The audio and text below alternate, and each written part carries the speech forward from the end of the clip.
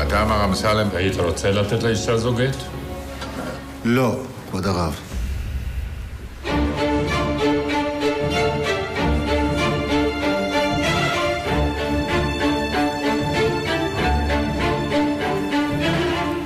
בכל מקום מתוקן, כשאיש מקבל זימון לבית דין, עליו להתייצב.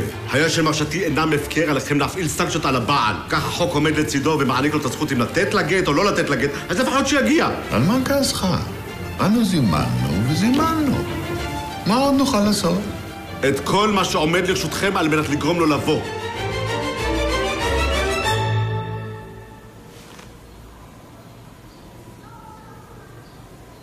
האם דעתך נחה עליך אם תיתן לאישה זו גט?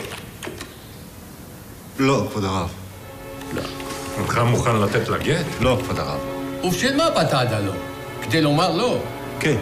אין בית דין בעולם שיכול לחייב אישה זו לחיות עם גבר זה. שומע אתה, היא אינה רוצה לחיות עמך.